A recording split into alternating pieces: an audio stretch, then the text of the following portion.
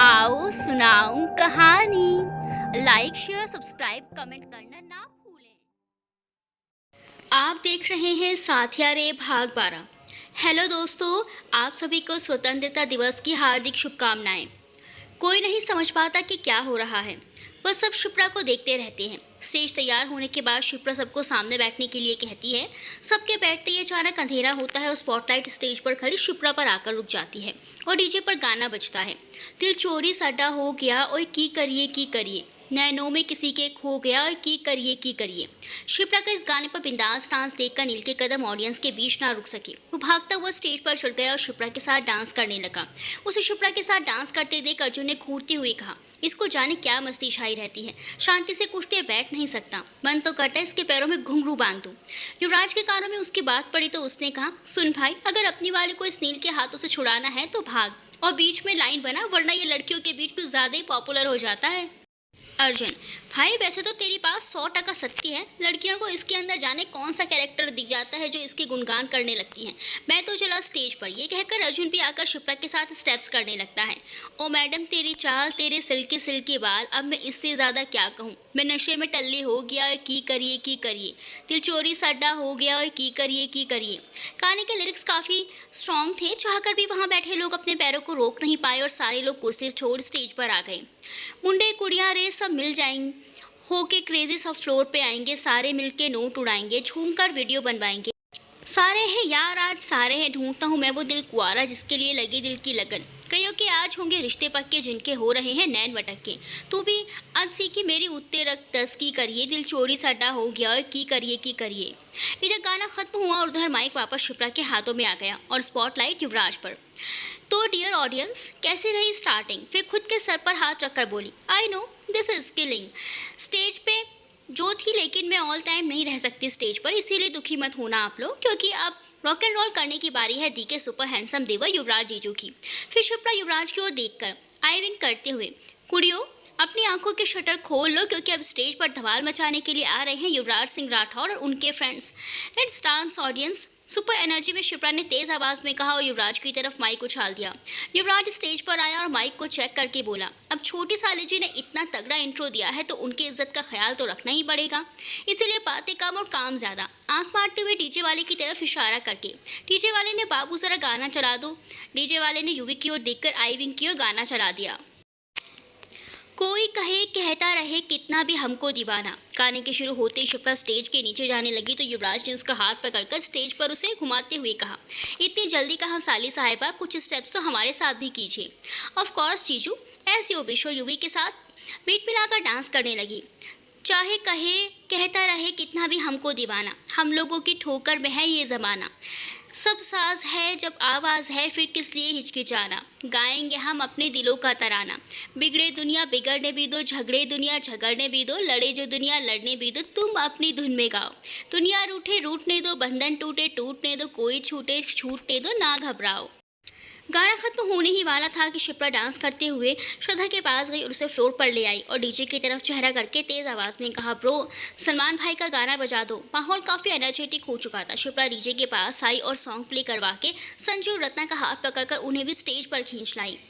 हीर ये सहरा बांध के मैं तो आया रे, डोली बारात भी साथ में मैं तो लाया रे। युवी ने शिप्रा से हैंडशेक करते हुए कहा, इस गाने के लिए मैं तुम्हें बिना जूते चुराए नेक देने को तैयार हूँ। इंजॉय जीजू, बाकी का तो हम बाद में देख लेंगे। युवी ने श्रद्धा का हाथ पकड़ा और डांस करने लगा।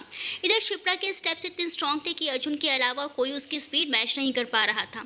तेनू लेके मैं जावंगा, दिल दे के मैं जावंगा, तू मेरे इश्क की है दास्ता, अब तो ना होता है रोज इंतजार सोनी, आज नहीं तो कल तुझको तो बस मेरी होनी रे, तेनू लेके मैं जावंगा, दिल दे के मैं जावंगा।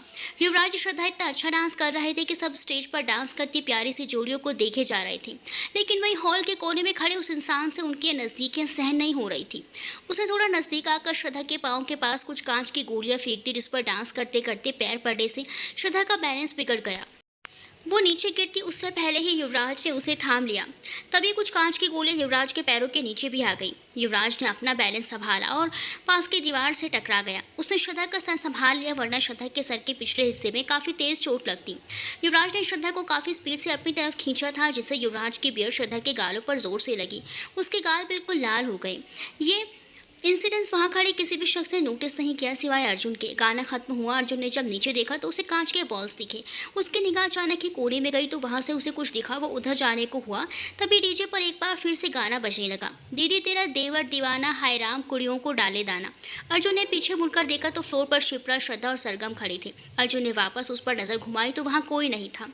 उसने अपना सर झटकते हुए कहा, दिन भर उसी के बारे में सोचता रहेगा बेटा तो बेमतलब की ही चीजें दिखेंगी। यहाँ कोई नहीं था, ये बस एक कोइंसिडेंस था। और आगे ना जाकर वो पीछे स्टेज की तरफ आया। एक बार फिर उसने उस ओर देखा, तभी किसी ने उसका हाथ पकड़कर उसे खींच लिया। कोने में क्या देख रहे हो मिस्टर मिस्टीरियस? यही हरकतें हैं तुम्हारी जो मुझे इस नाम से बुलाने के लिए मजबूर करती हैं। अर्जुन, वहाँ कोई था? हाँ यार, हर तरफ कोई ना कोई है, क्योंकि इस घर में शादी है। और तुम डांस की लास्ट बैटल छोड़कर जाने के लिए बहाने कैसे कर सकते हो? अर्जुन उसके गालों को छूकर बोला, मैं बीच में छोड़कर जाने वाला इंसान नहीं हूँ। हाँ हाँ, वो दिख रहा है, और तुम बार बार मेरे गाल मत छुआ करो। अब इस छोटे बच्चे के गाल इतने गुगली बुगली हैं तो मैं क्या करूँ? मैं बच्ची नहीं हूँ, साबित करो। अर्जुन ने कहा तो शिप्रा ने अपने हाईलाइट किए हुए बालों को पीछे किया और कमर पर हाथ रखकर अर्जुन की तरफ इशारा करके डांस करना शुरू कर दिया। अर्जुन, ये हुई ना बात। उसने भी अपने कुर्ते के स्लीव्स ऊपर किए और गाने के अपने टर्न पर डांस करने लगा। अचानक शिप्रा ने अपने दिल पर हाथ रखकर कुछ ऐसे इशारे किए कि अर्जुन तो जैसे उसकी आंखों में ही खो गया। जब तक कि युवी उसे कंधे से धक्का देकर होश में नहीं लाया। इसे कौन सी बीमारी हो गई है? युवी, बहुत ही घातक बीमारी। तो दूर रहियो इससे जरा। तभी जीजू वंदना दी के पास गए और उनके कान में धीरे से बोले, नूरजहां, आपने कुछ नोटिस किया या नहीं? वंदना, क्या हुआ? जीजू, जरा स्टेज पर नजर घुमाइए, जल्दी ही आपके मायके ससुराल दोनों में यह जश्न वापस होने वाला है। वंदना, आप श्रद्धा युवी की बात कर रहे हैं ना? जीजू, अरे उनका तो जो है खुलेआम है। एक बार अपने देवर जी के लक्षण तो देखिए। वंदना अर्जुन को देखती है, उसके साथ में शिप्रा इतनी अच्छी लग रही थी कि दोनों एक दूसरे के लिए ही बने हैं। वंदना एक मुस्कुराहट के साथ जीजू की ओर देखती है। अर्जुन ने उसके गले में हाथ डालते हुए कहा, हमें तो कुछ बताएगी नहीं, क्योंकि उसके सारे सीक्रेट्स तो आपके पास जमा हैं। चाहिए पूछिए, आपसे ज़रूर बताएंगे वो कि आखिर चल क्या रहा है। वंदना उनके हाथों को पकड़ते हुए बोली, हाँ तो ये भाभी देवर की बातें हैं, हम दोनों जानते हैं कितना काफ़ी है। रही बात हमें बताने की, तो अगर कोई भी बात हुई तो वो पहले हमें ही बताएंगे, लेकिन अभी तो हमें ये पल एंजॉय करने दीजिए। गाना खत्म हुआ तभी पंडित जी ने फेरों के लिए दुल्हन दूल्हे को बुलाया। संजय और रत्ना तो वंदना मंडप में ले गई, जहाँ बाकी की रस्में होने वाली थी। श्रद्धा थोड़ा थक गई थी तो कमरे में 5 मिनट के लिए आराम करने चली गई। युवराज उसके पीछे पीछे चला गया। श्रद्धा को नहीं पता था कि युवराज उसके पीछे हैं। वो जैसे ही कमरे में आई, गेट बंद करने के लिए पीछे मुड़ी थी, अचानक से युवराज को देखकर डरकर पीछे हट गई। मैं हूँ यार, क्यों डर रही हो? ऐसे अचानक से पीछे आएंगे तो डर ही जाएगा ना। वैसे भी देखिए, आपकी वजह से हमारा क्या हाल हुआ है। अब क्या किया मैंने? श्रद्धा ने अपने गालों की तरफ इशारा करते हुए कहा, आपकी बियर्ड हमें चुप गई। युवराज, कुछ भी? फिर श्रद्धा के गालों को देखते हुए, सच्ची में चुप गई क्या? श्रद्धा ने चेहरा बनाकर हाँ किया तो युवराज ने उसके गालों पर किस कर दिया। आप ठीक है? श्रद्धा ने हल्के से युवराज के सीने पर अपना हाथ मारा और वहां से मंडप में आ गई। युवराज भी वहां आकर उसके हाथों को पकड़कर बैठ गया। कुछ देर पहले हुई हरकत से श्रद्धा इतना शर्मा गई कि उसकी नजरें नीची हो गई। इधर इतनी रात को एक पार्सल वाला आता है, अर्जुन उसे कुछ देता है। अर्जुन अंदर आता है, फिर उसे शिप्रा दिखाई नहीं देती तो वह गार्डन में चला जाता है। वहाँ शिप्रा कानों में ईयरफोन लगाए बैठी थी। अचानक से अर्जुन सामने आ जाता है। उसे सामने आते देख शिप्रा के मुंह से निकला, मैंने पढ़ा था कहीं कि परफेक्ट हाइट, फेयर कलर और बियर्ड के साथ ब्लैक कुर्ते की फोल्डेड स्लीव्स, इन चीज़ों के साथ एक आदमी को ज़्यादा ही हॉट लगता है। कहते हुए शिप्रा ने अपनी दाईं आंख दबा दी। Arjun, oh really? झूठ बोलना तो सीखा ही नहीं और शर्माना तो बिल्कुल भी नहीं। तो जैसे लगा बोल दिया। अर्जुन, तो इम्प्रेस हो गई आप हमसे? इम्प्रेस तो नहीं, लेकिन हाँ इतना कह सकते हैं कि कुछ तो इंटरेस्टिंग है तुम में। कहते हुए शिप्रा ने अर्जुन का हाथ पकड़कर उसे पास की कुर्सी पर बिठा दिया। अर्जुन को शिप्रा का ये हक और बेबाकी से बात करने का अंदाज बहुत पसंद आया था शुरू से ही। अर्जुन अपनी कुर्सी से उठा और शिप्रा के पैरों के पास बैठ गया। ये क्या कर रहे हो तुम? अर्जुन प्यार से उसके गाल को सहलाकर बोला, एंग्री बर्ड के लिए कुछ स्पेशल गिफ्ट है। मुझे गिफ्ट लेने की आदत नहीं है, वो भी बेवजह। कुछ ऐसा है जिसे तुम मना नहीं कर पाओगी। ये कहकर उसने वो पार्सल खोला। उसमें सेम वही एंकलेट थी जो शिप्रा ने पहन रखी थी। अर्जुन ने वो शिप्रा के पैरों में पहनाते हुए कहा, तुम्हारी खो गई थी, इसीलिए मैंने सोचा क्यों ना वैसे ही दूसरी मंगवाई जाए, कम से कम इसी बहाने याद रखोगी। एक पल के लिए शिप्रा अर्जुन की आंखों में देखते हुए खो गई, लेकिन अगले ही पल वो बोली, तुम्हें याद करने के लिए अब किसी चीज़ की ज़रूरत नहीं है मुझे, हमारे झगड़े ही काफ़ी हैं। मुझे नहीं पता तुम सच में ऐसे हो या बिहेव इसीलिए कर रहे हो क्योंकि मैं सिर्फ शादी तक यहाँ हूँ, लेकिन जो भी हो, जाने क्यों इन कुछ ही घंटों में तुम अपने से लगने लगे हो। क्या बात है एंग्री बर्ड, इस वक्त बड़े प्यार से बात कर रही हो? क्या अब मैं मिस्टर मिस्टीरियस नहीं लगता तुम्हें? नहीं, इसीलिए अब अर्जुन नाम सही है। चलो कुछ तो प्रोग्रेस हुई। कुछ कहा तुमने? नहीं तो। बताओ ना एंकलेट कैसी लगी तुम्हें? बहुत प्यारी है। कभी किसी लड़की से गिफ्ट नहीं लिया, इसीलिए समवन स्पेशल वाली फीलिंग आ रही है। थोड़ी दूर होते हुए, तुम्हारी कोई गर्लफ्रेंड तो नहीं है जो आकर बाल पकड़कर मुझसे झगड़ने लग जाए कि मैं उसके बॉयफ्रेंड पर लाइन मार रही हूँ? अर्जुन ने उसे अपने करीब खींचकर कहा। नहीं, अभी तक तो नहीं है, शिप्रा हंसते हुए बोली। मजाक कर रहे हो ना? अर्जुन ने कोई जवाब नहीं दिया तो शिप्रा ने चौंकते हुए कहा, है सच में कोई तुम्हारी गर्लफ्रेंड या नहीं? इस बात से तो मैं शौक में हूँ। दिल्ली में रहकर तुम अब तक सिंगल हो, ये तो बहुत बड़ी बात है। तुम बताओ, तुम्हारा कोई बॉयफ्रेंड है क्या? पागल हो क्या? मुझे ये चोचले नहीं पसंद। मुझे लड़के सिर्फ दोस्ती अच्छे लगते हैं। ये बॉयफ्रेंड वाले नाटक मुझसे नहीं होंगे। मैं जिससे शादी करूंगी, प्यार भी उसी से करूंगी। क्यों, प्यार करके शादी नहीं कर सकती क्या? ना बाबा ना, ये प्यार वाली शादियाँ ज़्यादा दिन टिकती नहीं हैं। कल उसे किसी और से प्यार हो गया और उसने मेरा गला दबाकर मुझे मार दिया तो? क्राइम पेट्रोल नहीं देखते तुम क्या? उसके इस बात पर अर्जुन ने मुस्कुराते हुए उसकी नाक हल्के से खींचते हुए कहा, पागल लड़की। शिप्रा उसके हाथ को पकड़कर बोली, सच बताओ ना, तुम्हें कभी प्यार नहीं हुआ? मतलब 27-28 की उम्र हो गई और तुम्हें तुम्हारा सोलमेट नहीं मिला? ऐसे कैसे यार? इस हिसाब से तो मुझे ऐसे कोई उम्मीद ही नहीं रखनी चाहिए। पहले तो मेरी एक्सपेक्टेशंस और दूसरी मेरी ज़बान। अर्जुन ने मुस्कुराते हुए कहा, ऐसे हाथ पकड़ोगे तो मुझे लगता है तुम्ही से प्यार हो जाएगा मुझे। प्यार है कोई बुखार नहीं जो छूने से हो जाएगा, फिर उसके हाथ को छोड़कर। लेकिन रिस्क ही क्यों लेना? यार तुम कितनी क्यूट हो, तुम्हारी बातें बाकी लड़कियों से बिल्कुल अलग। सच कह रहा हूँ, मुझे कहीं तुमसे प्यार ना हो जाए, ऐसा कभी नहीं होगा। क्यों? क्योंकि मुझ जैसी अड़ियल, बदतमीज और झगड़ने वाली लड़कियाँ लड़कों को पसंद नहीं आती। लेकिन मुझे तो तुम बहुत पसंद हो। मैंने लड़कों की बात की है, अंकल की नहीं। अच्छा, अभी तो कुछ देर पहले ये अंकल तुम्हें हॉट लग रहा था। ये कहकर अर्जुन शिप्रा के एकदम से करीब आ गया। शिप्रा की धड़कनें जैसे अचानक से बढ़ गई। हर वक्त हाजिर जवाब रहने वाली शिप्रा के मुंह से एक आवाज़ तक नहीं निकल रही थी।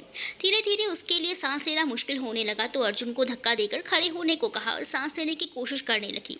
क्या हुआ मिस, आपकी धड़कनें सुपर फास्ट स्पीड से क्यों चल रही हैं? शिप्रा ने अपने दिल पर हाथ रखा तो उसे एहसास हुआ कि अर्जुन की बातें सच थी। उसका दिल सच में जोरों से धड़क रहा था। उसने अर्जुन की ओर देखकर कहा, तुम्हें किसने कहा मेरे इतने करीब आने के लिए? कभी कभी कुछ एहसासों को महसूस करने के लिए ऐसा करने की ज़रूरत होती है। ये फालतू की बातें मत करो, जो पूछा है उसका जवाब दो। हाँ तो दिया तो है जवाब। अर्जुन आगे कुछ बोल पाता उससे पहले ही एक तेज़ की आवाज़ होती है, जनरेटर में आग लग जाती है। शिप्रा उठकर उस ओर जाते हुए बोली, वहाँ क्या हुआ? तुम आगे क्यों भाग कर जा रही हो? ज़्यादा तुरमखा बनने की कोई ज़रूरत नहीं है, मेरे पीछे ही रहना, समझी? शिप्रा ने हाँ में सर हिलाया और अर्जुन ने उसे पीछे किया और दोनों उस तरफ जाने लगे। जनरेटर में आग लगने की वजह से लाइट चली जाती है और जब वापस आती है तो युवराज ने देखा श्रद्धा जो अभी उसके पास थी अब वहाँ नहीं है। युवराज को पता नहीं क्यों कुछ अजीब लगा, वो तुरंत ही उसे ढूंढने लगा, लेकिन पूरे घर में ढूंढने पर भी जब वो नहीं मिली उसने ये बात जीजू को बताई। जीजू, एक काम करो, तुम जाकर उसे पूरे घर में देखो, तब तक फेरे भी पूरे हो जाएंगे। युवी हड़बड़ाते हुए पूरे घर के कोने कोने में श्रद्धा को ढूंढ आया, लेकिन वो घर में थी ही नहीं तो मिलती कहाँ से? इधर फेरे पूरे हुए ही थे कि सीढ़ियों से भागकर आते युवराज को देखकर संजय ने पूछा, इसे क्या हुआ, ये भाग क्यों आ रहा है? जीजू, श्रद्धा कहीं नहीं मिल रही। रत्ना और संजय साथ में बोली, नहीं मिल रही से आपका क्या मतलब है? जब इलेक्ट्रिसिटी गई थी तब से श्रद्धा घर में नहीं है। ये जानकर संजय रत्ना की आंखें खुली की खुली रह गई और बाकी सब भी बहुत परेशान हो गए और श्रद्धा को ढूंढने निकल पड़े। उधर श्रद्धा की आंखें खुलती हैं तो वो खुद को एक अंधेरे कमरे में पाकर चौंक जाती है। उसको कुछ समझ नहीं आता, वो याद करने की कोशिश करती है, तब उसे याद आता है कि वो तो युवराज का हाथ पकड़े मंडप के बाहर बैठी थी। तभी पूरे मेंशन की लाइट चली गई थी और किसी ने उसकी नाक पर रुमाल रख दिया था। वो हड़बड़ाते हुए अपने चारों तरफ देखने की कोशिश करती है क्या कि वो जगह कौन सी है, लेकिन अभी भी उस पर क्लोरोफॉर्म का असर था, इसीलिए अभी वो पूरी तरह होश में नहीं आई थी। तभी उसे किसी के बात करने की आवाज़ आती है। लड़का, मैम आपको नहीं लगता आपने राठौड़ के घर से इसे उठाकर अपने लिए बहुत बड़ी मुसीबत खड़ी कर ली है? वो युवराज सिंह राठौड़ है, उसके लिए इस जगह को ढूंढ निकालना कोई बड़ा काम नहीं है। उसका बस एक कॉल और पूरी पुलिस टीम ढूंढने में लग जाएगी। अगर आप कहें तो जल्द से जल्द इस लड़की का खेल खत्म करके हम यहाँ से निकलें। लड़की, इतनी आसान मौत नहीं देनी मुझे इसे। इसकी वजह से जाने कितनी बार उस युवी के बच्चे ने मेरी बेइज्जती की है। उसने भरी पार्टी में जो थप्पड़ मारा था, भले ही उसके निशान मेरे गालों पर नहीं पड़े, लेकिन उसकी गूंज आज तक मेरे कानों में गूंजती है। उसने मुझे कम आकर बहुत बड़ी गलती की है। मुझसे पंगा लिया तो इतनी जल्दी तो मरने नहीं दूंगी। बहुत तड़पाऊंगी इसे और इसकी तड़प मुझे सुकून देगी। उसने जितनी भी बार मुझे बेइज्जत किया है उसका बदला अब उसकी ये लो क्लास मैडम चुकाएगी। लड़का, अगर आप ऐसा करना चाहती हैं तो ठीक है, लेकिन मैं तो यही कहना चाहूँगा जितनी जल्दी हो सके इसे ठिकाने लगा देते हैं। क्योंकि अपने काम को जल्दी से अंजाम देने वाले ही कामयाब होते हैं। फिर थोड़ा रुककर, अगर आप चाहो तो इसे हमारे हवाले करके विदेश जा सकती हैं। हम इसका वो हाल करेंगे जिससे ये ना जी पाएगी ना मर पाएगी। ये आपके लिए भी परफेक्ट रिवेंज होगा। उस आदमी की बातों से श्रद्धा को उसकी हैवानियत का अंदाज़ा हो रहा था। वो ये भी समझ चुकी थी कि वो लड़के कोई और नहीं, टिया है। उसकी ऐसी बातें सुनकर टिया ने उस आदमी को खींच के थप्पड़ मारा। गुस्से में कहा, अगर तुम डैड के लिए काम नहीं करती होते तो मुझे तुम्हारी कोई ज़रूरत नहीं होती। तो आज तुम्हारा आखिरी दिन होता। मैं अपना बदला लेना जानती हूँ, लेकिन मेरे बदले की आंच पर तुम अपने मतलब के जो रोटियां सेकने का सपना देख रहे हो ना, वो भूल जाओ। मुझे मत सिखाओ कि कब क्या करना है। तुमसे भी कहीं ज़्यादा समझदार लोगों को बेवकूफ़ बना चुकी हूँ। तुम सिर्फ इस बात पर ध्यान दो कि ये लड़की भागने न पाए। टिया ने देखा कि वो बोले जा रही है, लेकिन सामने खड़ा वो लड़का अपने गालों को सहलाया जा रहा है। ये देखकर टिया गुस्से में ज़ोर से चिल्लाई, तेरे गाल में मधुमक्खी ने नहीं काटा जो उसे इतनी देर से सहलाया जा रहा है। अपना गाल सहलाना बंद कर, वरना इस बार सच में मधुमक्खियाँ छोड़ दूंगी तुझ पर। चल अब जा यहाँ से। वो इंसान वहाँ से चला गया और टिया वहीं खड़ी कुर्सी पर बैठ गई। उसने श्रद्धा की तरफ देखा, जो श्रद्धा वापस बेहोश होने का नाटक कर वहीं लेट गई। बहुत हुआ, अब आर या पार की लड़ाई होगी। मैंने शुरू से ही मेहनत की है इस राठौड़ एम्पायर को अपने हाथों में लेने की। अब या तो युवराज को मुझे अपनी लीगल वाइफ मानना पड़ेगा या अपने इस सो क्लोज मोहब्बत का गला घोटना पड़ेगा। मिस्टर युवराज सिंह राठौड़, अब तुम मुझसे हारोगे। ये मेरा खुद से और तुमसे प्रॉमिस है। तुमने मुझे पुलिस की बेड़ियां पहनाकर अपने घर से निकाला था। अब तुम अपने नाम का सिंदूर लगाकर मुझे अपने घर में लाओगे। राठौड़ पेंशन। तब से रत्ना और बाकी सबने सुना कि श्रद्धा गायब है, सबके दिमाग ने काम करना बंद कर दिया। अर्चना जी और शैलेंद्र जी का रो रो कर बुरा हाल था। वहीं रत्ना की हालत भी खुश खास ठीक नहीं थी। उसके बारे में हर कोई अपने लेवल पर पता लगाने की कोशिश कर रहा था, लेकिन कहीं से भी कोई खबर नहीं मिल पा रही थी। श्रद्धा की कोई खबर ना मिलते देख युवराज ने अपने गुस्से में फ़ोन सामने दीवार पर दे मारा और अपने दोनों हाथों को टेबल पर पटकते हुए गुस्से में बोला, सारी गलती मेरी है। मुझे उसका हाथ नहीं छोड़ना चाहिए था। मेरी ही गलती है। वो पता नहीं कहाँ होगी। आखिर इतनी हाई सिक्योरिटी के बाद भी ये किसने किया? उसने अपने हाथ कई बार जोर से टेबल पर पटके तो बंदा ने उसे रोकते हुए कहा, युवी, इस वक्त गुस्से से काम लेने का वक्त नहीं है। तो मैं क्या करूँ दीदी? आपको पता है अंधेरा होते ही उसने मेरा हाथ कसकर पकड़ लिया था, लेकिन मैं ही उसे अंधेरे में छोड़कर ये देखने चला गया कि लाइट को क्या हुआ, ये जानते हुए भी कि वो अंधेरे से कितना डरती है। मैंने उसकी सारी रिस्पॉन्सिबिलिटी ली थी। माँ पापा से मैंने वादा किया था कि हमेशा श्रद्धा का ख्याल रखूंगा। बाहर तो छोड़ो, मैं अपने खुद के घर में उसका ख्याल नहीं रख पाया। ऐसे में मैं कैसे शांत रहूं? ये सोचने वाली बात है कि आखिर घर से श्रद्धा को कौन ले गया होगा, क्योंकि कोई अनजाना घर में आ नहीं सकता। ये काम ऐसे किसी इंसान का है जो इस घर के एटमॉस्फेयर से पूरी तरह वाकिफ़ है और जो भी हो जानता है कि श्रद्धा का सबसे बड़ा डर क्या है। कहीं आपका इशारा टिया की तरफ तो नहीं है? युवराज ने जीजू की तरफ देखते हुए कहा। जीजू ने हाँ में सर हिलाया तो संजय ने कहा, लेकिन ये कैसे पॉसिबल है? वो तो जेल में है। अर्जुन सामने आते हुए बोला, नहीं, इस वक्त वो जेल में नहीं है। ये क्या कह रहा है तू? वो जेल में नहीं है? कहते हुए युवराज एकदम से अर्जुन के सामने आ गया। कहीं उसे बाहर निकालने में तेरी हेल्प तो नहीं ली? तूने सही समझा है, उसने मेरी ही मदद ली। ये कहकर अर्जुन ने टिया की सुनाई कहानी युवराज को सुना दी। ये सब सुनने के बाद युवराज का गुस्सा कंट्रोल के बाहर हो चुका था। उसने पास में रखा वास्ट उठाकर सामने फेंकते हुए कहा, कम से कम एक बार किसी से पूछ तो लेते, मुझसे ना सही जीजू से ही। तुम क्या सच में उसके दोस्ती में इतने अंधे हो गए थे जो तुमने मान लिया कि मैं किसी मिसअंडरस्टैंडिंग की वजह से उसे जेल भेज दूंगा? इतना कोल्ड हार्टेड दिखता हूँ क्या मैं तुम्हें? अर्जुन, सच कहा तूने। शायद मैं कहीं ना कहीं ये बात जानता था, लेकिन एक दोस्ती के रिश्ते के लिए मैंने उसकी मदद की और आज उसने आखिर अपनी औकात दिखा ही दी। लेकिन ये वक्त गुस्से से काम लेने का नहीं है। पहले मिलकर श्रद्धा को ढूंढते हैं, फिर तुझे जो कहना है कह लेना। I am ready for everything. Sanjay, इसमें तुम्हारी कुछ खास गलती नहीं है अर्जुन। उसने हमें खुद काफ़ी वक्त बेवकूफ़ बना के रखा। वंदना, लेकिन हमें कंफर्म ही नहीं पता कि श्रद्धा है कहाँ। सिर्फ एक शक के आधार पर हम किसी को कुछ नहीं कह सकते। क्या पता इसमें किसी राइवल का हाथ हो। जीजू, नहीं नूरजहां, ये काम टिया का ही है। इस घर के बारे में, एग्जिट के बारे में और श्रद्धा के बारे में सिर्फ टिया को ही पता है। अगर वो घर में श्रद्धा को मारने का प्लान कर सकती है तो वो कुछ भी कर सकती है। अब तो उसकी सच्चाई भी खुलकर सामने आ गई है और जहाँ तक मैं समझता हूँ, सच्चाई खुलने के बाद क्रिमिनल और भी ज़्यादा एग्रेसिव हो जाता है। युवराज, इस वक्त शायद मुझसे ज़्यादा एग्रेसिव कोई नहीं होगा। इस वक्त मैं इतने गुस्से में हूँ कि अभी की अभी टिया का गला दबा दूँ और टस से मस हूँ। इस वक्त युवराज सच में बहुत गुस्सा था। वो गुस्सा उसकी आंखों से साफ साफ दिख रहा था। अर्जुन ने उसके कंधे पर हाथ रखते हुए कहा, मैं जानता हूँ मेरी गलती है, लेकिन युवराज, नहीं मेरे दोस्त, तेरी गलती नहीं है। गलती उस टिया की है। तूने तो बस अपनी दोस्ती निभाई है, लेकिन उसने हर बार दोस्ती के पेट में छुरा घोंपा है। इस बार वही चाकू से लौटाने का वक्त है, कहकर युवराज ने पुलिस कमिश्नर को फ़ोन लगाया। सर, जैसा कि आपको पहले से ही पता है कि हमारे घर का एक मेंबर गायब है। कमिश्नर राठौर सर, हम अपनी पूरी कोशिश कर रहे हैं, जैसे ही कुछ इम्प्रूवमेंट होता है हम आपको बताएंगे। पूरी कोशिश की ज़रूरत नहीं है सर, बस आप मिस्टर सूर्यवंशी का गला पकड़िए, क्योंकि ये काम उनकी बेटी का है। श्रद्धा को किडनैप करने में टिया का हाथ है। कमिश्नर, क्या आपको कोई कॉल या मैसेज आया है क्या? अभी तक तो नहीं, लेकिन आप जल्दी से इस टिया की लोकेशन ट्रेस करिए।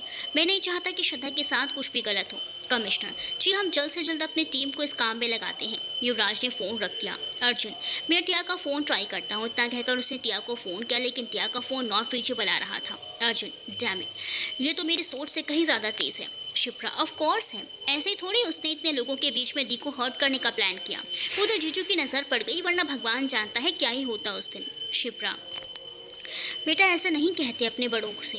तभी युवराज के पास किसी प्राइवेट नंबर से कॉल आया। जीजू, किसकी कॉल है? प्राइवेट नंबर है जीजू। जीजू ने कॉल पिक करते ही उसकी सारी बात सुनने को कहा। कॉलर, हेलो मिस्टर राठौर, कैसे हैं आप? जाहिर सी बातें अच्छी नहीं होंगी, क्योंकि इस वक्त आपकी जान जो मेरे पास है। अर्जुन, युवराज एक साथ बोले। टिया, हाँ मेरे प्यारे दोस्तों, मैं हूँ टिया। सबसे पहले तो सॉरी अर्जुन राठी, लेकिन ये सच है, मैंने तुम्हारा दिल तोड़ा, तुम्हारी दोस्ती का फ़ायदा उठाया। सोचा था नहीं इतना बड़ा वकील इतना बेवकूफ़ होगा। टिया की कॉल आई देखकर जीजू ने पुलिस को फ़ोन टैप करने को कहा। टिया ने आगे कहा, डियर जीजू, मैं जानती हूँ आपका दिमाग काफ़ी तेज़ चलता है, लेकिन इस बार अपने दिमाग के घोड़े को ज़रा सा आराम करने दीजिए, वरना मेरे दिमाग के घोड़े घूमे तो श्रद्धा की लाश भी नहीं मिलेगी। युवराज, तुम ऐसा कुछ नहीं कर सकती टिया। टिया हंसते हुए बोले, मैं क्या क्या कर सकती हूँ उसका टीजर तुमने पहले भी देखा है, इसीलिए चुपचाप मेरी बात सुनो। फ़ोन को टैप करने की ज़रूरत नहीं है, जल्दी से जल्दी अपने बंद पड़े गोदाम में पहुंचो, वरना एक एक पल तुम्हारी श्रद्धा के गले को रस्सी कसती जा रही है। और हाँ, अकेले आना, किसी को साथ लेकर आने की ज़रूरत नहीं है। समझ रहे हो कि नहीं मेरी बात? युवराज, हाँ मैं समझ गया, मैं जल्द से जल्द आता हूँ। हाँ डार्लिंग, जल्द से जल्द आना, क्योंकि मैं तो जन्मों जन्म तुम्हारा इंतज़ार कर सकती हूँ, लेकिन ये लड़के जो मेरे साथ हैं इन्हें मैं रोक नहीं सकती। थोड़ी धीरे से, इनका बस चले तो अभी के अभी श्रद्धा को चील को वो जैसे नोच खाएं। संजय, अर्जुन, जीजू, युवराज एक साथ बोले। श्रद्धा की परछाई को भी किसी ने छुआ या उसे एक खरोंच भी आई तो तुम्हारी मौत को बदतर बना देंगे कि कोई तुम्हारी शक्ल तक नहीं पहचान पाएगा। इतना प्यार देखकर तो मेरी आंखें भर आई। 45 मिनट का टाइम दे रही हूँ, पहुँच सकते हो तो पहुँच जाओ। इतना कहकर उसने फ़ोन काट दिया। युवराज ने फ़ोन जेब में रखा और जैसे ही था वैसे ही जाने लगा। उसे जाते देख मंदा जी ने उसका हाथ पकड़ कर कहा, तुम्हें अकेले जाने की कोई ज़रूरत नहीं है। अगर वो श्रद्धा को किडनैप कर सकती है तो वो तुम्हारे साथ कुछ भी कर सकती है। नहीं दी, वो मेरे साथ कुछ नहीं करेगी, क्योंकि उसका सबसे बड़ा सपना मुझसे जुड़ा है। मैं आपसे वादा करता हूँ मैं एकदम सही सलामत आऊँगा, वो भी श्रद्धा को लेकर। वंदना, लेकिन जीजू, नूरजहाँ उन्हें जाने दीजिए। संजय, मैं भी जाऊँगा। फिर तो नील और मैं भी। युवराज, बारात लेकर नहीं जा रहा हूँ मैं। संजय, तेरी अभी शादी हुई है, इसीलिए तू यहीं रहे। और नील, तेरी कोई और बेवकूफ़ी अब मैं नहीं झेल सकता, तो तेरा मेरे साथ जाने का कोई सवाल ही नहीं है। लेकिन मैं तुझे अकेले नहीं जाने दे सकता। युवराज, तुझे यकीन नहीं है क्या मुझ पर? संजय, है, लेकिन उस पागल औरत पर यकीन नहीं है। अर्जुन, ये सारा काम मेरी वजह से हुआ, इसीलिए मैं जाऊँगा। जीजू, बिल्कुल सही डिसीजन है, तुम दोनों कुछ भी कर सकते हो। युवराज और अर्जुन ने हाथ मिलाया और कार की तरफ दौड़ पड़े। उन्हें जाते देख पीछे से सबसे बचकर शिप्रा भी कार के पीछे का दरवाज़ा खोलकर उसमें बैठ गई। थोड़ी दूर पहुंचने के बाद वो जब ठीक से बैठी तो अर्जुन की नज़र उस पर पड़ी। वो चौंकते हुए थोड़ी तेज़ आवाज़ में बोला, तुम यहाँ क्या कर रही हो? नजरें कमज़ोर हो गई हैं क्या? मैं आप लोगों के साथ चल रही हूँ। युवराज कार रोककर बोला, लेकिन साले साहिबा, वो जगह खतरों से भरी है, वहाँ हम श्रद्धा को बचाने जा रहे हैं। ऐसे में अगर आप उनकी नज़रों में आ गई तो आप उनका टारगेट बन सकती हैं। रिलैक्स जीजू, मुझे टारगेट बनाना इतना ईजी नहीं है, आप मुझे एक इमरजेंसी ऑप्शन की तरह देखिए। अर्जुन धीरे से बुदबुदाते हुए बोला, यार ये लड़की सच में पागल है, न कभी किसी की सुनती है न बात मानती है, खासकर मेरी बात तो बिल्कुल भी नहीं। अभी मेरी वजह से एक दोस्त मुश्किल में है, भगवान न करे इसे कुछ हो गया तो मेरा ही क्या होगा। इसको समझ नहीं आता कि मैं इसकी परवाह कर रहा हूँ। शिप्रा, ओ मिस्टर वकील, ज़रा तेज़ आवाज़ में बोलो, क्योंकि मेरे कानों की फ्रीक्वेंसी इतनी भी तेज़ नहीं है कि बुदबुदाने की आवाज़ भी सुन ले। अर्जुन, ठीक है तो सुनो, तुम मेरी कमज़ोरी बन गई हो। अब तुम कहोगे कि बस चंद घंटों में ऐसा क्या ही हो गया, तो अभी के लिए मेरा कहना बस इतना है कि मैं नहीं चाहता तुम वहाँ जाओ और मुश्किलों में फंस जाओ। शिप्रा झूठ में ही आंखों के पास आंसू साफ करने की एक्टिंग करते हुए बोली, क्या मिस्टर वकील, तुमने तो सैंटी कर दिया, लेकिन शिप्रा इतनी कमज़ोर नहीं है कि ऐसी हरामखोर लड़कियां उसका कुछ बिगाड़ पाएं। रही आपकी इन फीलिंग्स की बात, तो इसके बारे में आकर फुर्सत से बात करेंगे। समझे? अब अगर आपकी बातें हो गई हों तो हम थोड़ी जल्दी चल सकते हैं। उस कमीनी ने सिर्फ 45 मिनट का ही टाइम दिया है घड़ी देखते हुए, और 5 मिनट हम ऑलरेडी वेस्ट कर चुके हैं। युवराज जो उन दोनों की बातें सुन रहा था, उसने अपना ध्यान ड्राइविंग पे लगाया और कार स्पीड से बढ़ा दी। अर्जुन की नज़र शिप्रा पर थी, लेकिन शिप्रा थी ये उसे इग्नोर कर रही थी। शायद कुछ एहसास तो उसके दिल में भी आ चुके थे जिन्हें वो मानना नहीं चाह रही थी। युवराज ने शहर से लगभग 10 किलोमीटर दूर अपने बंद कारखाने से लगभग आधा किलोमीटर पहले ही अपनी कार रोक दी और इधर उधर देखने लगा। उसे आसपास कोई नहीं दिखा तो उसने अर्जुन और शिप्रा को छिपने का इशारा किया। खुद कार के बाहर आकर कार लॉक करी और चाबी वापस उसके अंदर फेंक दी। इधर उधर देखते हुए पैदल ही कारखाने की तरफ बढ़ गया। युवी के वहां से निकलने के 5 मिनट बाद अर्जुन कार से निकला। उसके पीछे पीछे शिप्रा भी बाहर निकली। वो तो अर्जुन के पीछे जाने ही वाली थी कि अर्जुन ने उसके दोनों कंधे पकड़कर उसे कार से लगाते हुए कहा, मैं जानता हूँ तुम कहती हो कि तुम्हारे प्यार मोहब्बत पे यकीन नहीं है, लेकिन फिर भी तुम युवी और श्रद्धा के प्यार को अच्छे से समझती हो।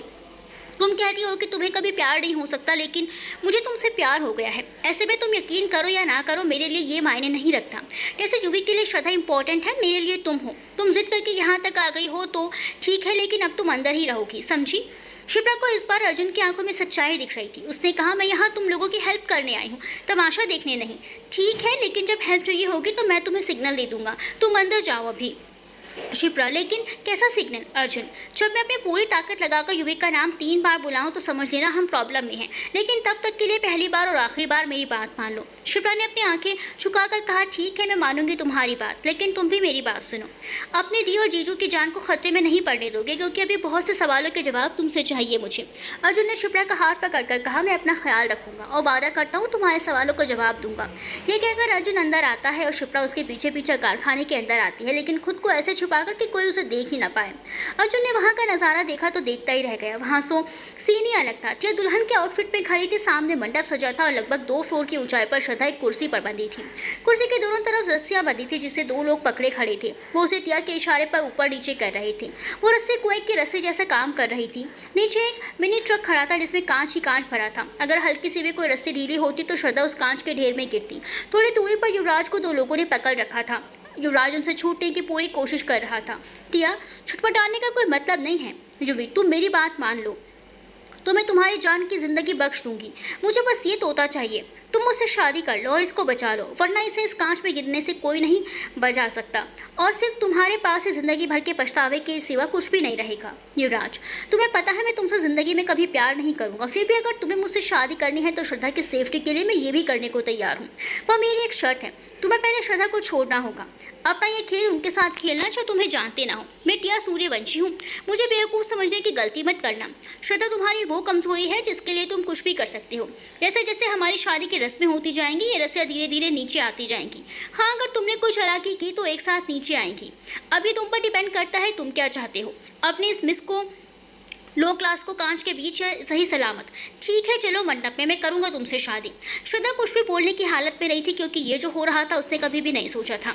युवराज से दूर जाने का ख्याल भी वो अपने मन में नहीं ला सकती थी। उसने भरी आंखों से युवराज की ओर देखा तो युवराज ने पलके झपकाकर उसे सब सही करने का आश्वासन दिया। अगर यह आंखों के जरिए बातचीत पूरी हो गई हो तो मंडप में चलकर बैठ जाओ। कितना भी एक दूसरे को देख लो, तुम दोनों साथ नहीं होने वाले। हम साथ हैं अभी भी और हमेशा रहेंगे, क्योंकि हमारे दिल साथ हैं। तुम सोचती हो इस शादी की करके तुम मेरी बीवी बन जाओगी, तो तुम गलत हो। इतना कहकर युवराज मंडप में जाने लगता है। वो कोने में खड़े अर्जुन की ओर देखता है। अर्जुन उसे शांति से मंडप में बैठने का इशारा करता है और खुद श्रद्धा को बचाने की कोशिश करने लगता है। वो जानता था टिया कुछ ज्यादा ही चालाक है, जब तक उसकी शादी नहीं हो जाती वो श्रद्धा को नहीं छोड़ेगी। युवराज मंडप में बैठ जाता है और पंडित जी पूजा करने शुरू कर देते हैं। टिया बहुत खुश थी, उसे लगता है सब उसके हिसाब से हो रहा है, लेकिन ऐसा कुछ नहीं था।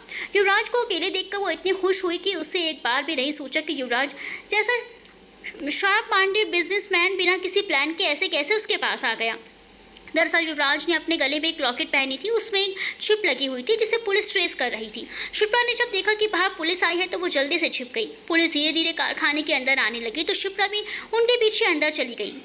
अर्जुन ने पीछे से आकर बाहर गेट पर खड़े गुंडों को चित कर दिया था और अब बस 2 गुंडे बचे थे जो टिया के पीछे थे और वो जिन्होंने श्रद्धा की रस्सियां पकड़ रखी थी। टिया और युवराज ने मालाएं बदली, तभी टिया की निगाह युवराज के गले पर पड़ी। टिया ने झटके से लॉकेट खींच लिया। तुम कब से ये लॉकेट पहनने लगे? तुम्हें तो ये चीज़ें कभी पसंद नहीं थी। टिया ने उस लॉकेट को पलटकर देखा जिसमें चिप लगी थी। टिया जोर से चिल्लाई, तुमने मुझे फिर से धोखा दिया। इस लड़की को बचाने का आखिरी मौका भी तुमने खो दिया। अपने आदमियों की ओर देखकर रस्सियां छोड़ दो। टिया के ये कहते ही पीछे खड़े दोनों गुंडों ने रस्सियां खोल दी। श्रद्धा नीचे गिरती उससे पहले ट्रक में बैठे अर्जुन ने ट्रक को आगे कर दिया। युवराज ने भागते हुए जाकर श्रद्धा को थाम लिया। दोनों जमीन पर गिर पड़ते हैं। अर्जुन ट्रक से नीचे आकर दोनों को उठाते हुए पूछता है, तुम दोनों ठीक हो ना? हाँ, हम ठीक हैं। ठीक उसी समय पुलिस अंदर आती है। आते ही दोनों गुंडों को पकड़ लेती है। इन सब के बीच उनका ध्यान टिया से हट जाता है। टिया अंधेरे का फायदा उठाकर गायब हो जाती है। युवराज श्रद्धा के करीब जाकर उसे अपने सीने से लगाकर पूछता है, तुम ठीक हो ना? आपके होते हुए हमें कुछ नहीं हो सकता। अर्जुन इधर उधर देखते हुए बोला, ये टिया कहाँ चली गई? यही तो थी, अभी ढूंढो उसे, यही कहीं छिपी होगी वो। टीम जल्द ही उसे ढूंढने लगी लेकिन टिया कहीं नहीं मिली। सॉरी मिस्टर राठौर, इस बार भी टिया को नहीं पकड़ पाए। हमें आप पर भरोसा है, आज नहीं तो कल आप उसे पकड़ ही लेंगे। वो आखिर जाएगी कहाँ? तभी सीढ़ियों से पास से टिया की आवाज़ आई, ना आज ना कल ना कभी तुम लोग मुझे कभी नहीं पकड़ पाओगे। सबका ध्यान पीछे की आवाज़ पर जाता है तो सब अवाक रह जाते हैं। टिया ने श्रद्धा के गले पर एक बड़ा सा कांच का टुकड़ा रखा होता है जो टिया के थोड़े से दबाव पर श्रद्धा की गर्दन काट सकता था। टिया तुम ठीक नहीं कर रही हो, श्रद्धा को कुछ नहीं होना चाहिए। यूवी, मैंने तुम्हें हर तरह से समझाने की कोशिश की लेकिन तुमने तो मेरी बात ना मानने की कसम खा रखी है। अब ना ये रहेगी ना तुम्हारी जिद यूवी नहीं तुम कर रही हो टिया। अब यूवी तुमसे प्यार नहीं करता तो तुम दोनों कैसे खुश रह सकती हो? अर्जुन आगे बढ़ते हुए बोला, देखो टिया, हम दोस्त हैं, हमने कॉलेज में बड़े बड़े पंगे सॉल्व किए हैं, हम तीनों मिलकर ये मैटर भी क्लियर कर लेंगे। तुम मेरी बात मानो। टिया ने अपने पैर के पास पड़े कांच को अर्जुन की तरफ उछाला जो जाकर अर्जुन के हाथ पर लगा। अर्जुन के हाथों से खून निकलने लगा। सॉरी अर्जुन, ये कोई कोर्ट नहीं है जहाँ तुम अपनी बातों का जादू चलाओ। ये लड़की आज मेरे हाथों मरेगी। इसकी वजह से मेरे पापा का नाम, मेरी दोस्ती, मेरा प्यार सब खत्म हो गया। इसकी वजह से आज मैं पागल हो चुकी हूँ, इसीलिए तो इसे मरना पड़ेगा। इतना कहकर टिया ने जैसे ही कांच के टुकड़े पर अपने हाथ का दबाव बढ़ाया, पीछे से शिप्रा ने उसके सर पर जोर से बॉटल दे मारी। अचानक से वो वार से टिया का बैलेंस बिगड़ा और वो श्रद्धा को पकड़े हुए ही गिरने वाली थी कि शिप्रा ने श्रद्धा का हाथ पकड़कर अपनी तरफ खींच लिया और टिया सीढ़ियों से गिर पड़ी। सो गाइस, एंट्री कैसी लगी? श्रद्धा के गले पर वो रुमाल रखकर नीचे आई और टिया का हाथ पकड़कर उसे उठाया और उसके गाल पर थप्पड़ रसीद करते हुए बोली, पागल सन की औरत, तेरी हिम्मत भी कैसे हुई इतना रायता फैलाने की? चलो जो किया सो किया, लेकिन तूने मेरी बहन के गले पर कांच कैसे रखा? और अर्जुन के हाथों पर वार करना तो तेरे पापों का मटका फूटने वाली बात हो गई। कमीनी, दोस्ती टूटने की जिम्मेदार तू है। तूने अपने दोस्त की पीठ पर छुरा घोंपा तो इसकी जिम्मेदार मेरी बहन कैसे हो गई? एक और थप्पड़ मार के दोबारा ऐसा कोई कांड करने का मन हुआ तो मेरा थप्पड़ जरूर याद कर लेना। इतना कहकर उसने टिया को लेडी पुलिस की तरफ धक्का देते हुए कहा, ले जाओ इसे, इस कचरे को यहाँ से, वरना जितनी देर रहेगी बदबू ही फैलाएगी। टिया को पुलिस ने अरेस्ट कर लिया। अर्जुन पुलिस के साथ बाहर आ गया। उसे कुछ लीगल चीज़ें भी क्लियर करनी थी। युवराज ने जाकर श्रद्धा को सीने से लगा लिया और उसे लेकर बाहर आते हुए अपना रुमाल शिप्रा के हाथ में रख दिया। चोट अर्जुन को भी लगी है। शिप्रा यूवी की इशारा समझ गई। वो बाहर आई तो देखा पुलिस जा चुकी थी और अर्जुन के हाथ से अभी भी रिस रिस कर खून बह रहा था। शिप्रा उसके हाथ पर रुमाल बांधते हुए बोली, ज़्यादा खून बह गया है तो डोनेट कर दो, किसी गरीब के काम आ जाएगा। वेस्ट क्यों कर रहे हो? अर्जुन इंतजार कर रहा था कि तुम रुमाल लेकर कब आओगी। शिप्रा ने अर्जुन के पेट में हल्के से मुक्का मारते हुए कहा, मेरा इंतजार कर मत क्या करो, मैं इतनी बड़ी सनकी प्राणी हूँ, खुद के सिवा मैं किसी और की फिक्र नहीं करती। अर्जुन ने उसका हाथ पकड़कर उसे अपने करीब खींचते हुए कहा, इतना बड़ा झूठ कैसे बोल सकती हो तुम? साफ साफ दिख रहा है मेरी चोट से तुम्हें फर्क पड़ रहा है। कहीं तुम्हें भी तो मुझसे प्यार नहीं हो रहा है? शिप्रा ने उसे धक्का देते हुए कहा, जरा सी फिक्र क्या कर ले, तुमने तो पार तक पहुंचा दी। लो, मैं अपनी फिक्र वापस लेती हूँ। इतना कहकर अपनी बांधी हुई रुमाल खोलकर उसने अर्जुन के दूसरे हाथ में रख दी और कार की तरफ मुड़ गई। बाप रे, इसे समझाने में तो अच्छा खासा वक्त लगने वाला है। कोई बात नहीं अर्जुन राठी, तू कर सकता है। अर्जुन की बात शिप्रा को सुनाई दे रही थी। वो मुस्कुराते हुए कार के पास आने लगी और उसके पीछे पीछे अर्जुन। कार के बोनट के पास एक दूसरे का हाथ पकड़े श्रद्धा और युवी ने कहा, एक और लव स्टोरी शुरू हो गई है। श्रद्धा ने युवी के कंधे पर सर रखते हुए कहा, प्यार एक बड़ा खूबसूरत एहसास है और यह खूबसूरती एक जगह बंद कर नहीं रह सकती। कुछ ही देर बाद युवी, श्रद्धा, अर्जुन और शिप्रा घर आ गए थे। घर पर सब बड़ी बेसब्री से उनका इंतजार कर रहे थे। हालांकि सबको ये बात पता थी कि युवी और अर्जुन श्रद्धा को खुश नहीं होने देंगे, लेकिन फिर भी डर तो लगता ही है। सबके सुरक्षित आ जाने पर फिर संजय की शादी की जो रस्में बची थी वो हुई। इनके बीच में युवराज को श्रद्धा से बात करने का टाइम ही नहीं मिला तो युवराज ने नीचे की टेबल पर एक नोट लिखकर श्रद्धा के लिए छोड़ा और हरिराम से कहा कि श्रद्धा को उसे पढ़ने के लिए बोले। उसके बाद युवराज अपने रूम में गया। हरिराम ने पहले श्रद्धा को ढूंढा और वो नोट उसे दे दिया। ये क्या है भैया? ये युवी भैया ने दिया है, उन्होंने कहा है कि आपको दे दे। श्रद्धा ने युवराज का लिखा हुआ नोट पढ़ा और फिर वो रत्ना को इस बारे में बताकर ऊपर चली गई। उसने कमरे में आकर युवराज को ढूंढा लेकिन युवी कमरे में नहीं था। उसने गार्डन एरिया की तरफ देखा तो युवी उसे वहाँ खड़ा दिखा। वो अपने पौधों में पानी दे रहा था। तभी उसकी नज़र एक खिले हुए गुलाब पर गई। इसकी कुछ पत्तियाँ पीली पड़ चुकी थी लेकिन फिर भी वो फूल गार्डन में सबसे अच्छा लग रहा था। युवी ने उस पेड़ की सारी पीली पत्तियाँ निकाल दी और उसे पानी देकर, खाद देकर उस फूल को ऐसे सहलाने लगा जैसे कोई पिता अपने बच्चे को सर सहलाता है। युवी को ये करते देख श्रद्धा के चेहरे पर मुस्कुराहट आ जाती है। वो गार्डन एरिया में जाती है और युवराज के पीछे पीछे खड़ी हो जाती है और पीछे से ही उसे गले लगाकर बोली, आपको पता है आप एक बहुत अच्छे पापा बनेंगे। जो इंसान अपने पौधों को इतनी परवाह करता है वो अपने बच्चों को कितनी परवाह करेगा। युवराज ने उसका हाथ खोला और उसे सामने लगा लिया। उसे श्रद्धा को बड़ी देर तक गले लगाए रखा। क्या हो गया आपको? कुछ नहीं, बोला उसने और वो श्रद्धा को गले लगाए खड़ा रहा। श्रद्धा उसकी पीठ सहलाकर बोली, मैं यही हूँ आपके पास। युवराज अब भी चुप था, लेकिन उसके आंसू श्रद्धा को अपनी पीठ पर महसूस हो रहे थे। श्रद्धा ने उसका हाथ पकड़ा और उसे अंदर कमरे में लेकर आ गई। उसने युवराज को सोफे पर बिठाया और खुद उसके सामने बैठ गई। उसने युवी की आंखों में आए आंसू को देखकर कहा, बाप रे, ये क्या देख लिया हमने? इतने मोटे मोटे आंसू भी हमारे मौसम राठौर की आंखों में। किसी ने देख लिया तो क्या ही कहेगा कि युवराज सिंह राठौर रोते भी हैं। और एक बात, सच कहें तो आप रोते हुए बिल्कुल भी अच्छे नहीं लगते। आखिर तुम ये सब कैसे कर लेती हो? क्या तुम्हें याद नहीं है कैसे उसने तुम्हारे गले पर कांच रखा था? ये सारी मुसीबतें तुमने मुझसे मिलने के बाद ही मिली हैं। श्रद्धा युवी का हाथ पकड़कर, सच कहें तो हम डर गए थे काफ़ी ज़्यादा, पर हमें इस बात पर भी यकीन था कि आप हमें कुछ नहीं होने देंगे। ऐसा नहीं है कि मुसीबतें आपसे मिलने के बाद ही हमारी ज़िंदगी में आई हैं। पहले भी कई मुसीबतें आई थी और आगे भी आती रहेंगी। हाँ, फ़र्क सिर्फ इतना है कि पहले हम इन मुसीबतों के सामने अकेला करते थे और अब आप हमारे साथ हैं। जारी है।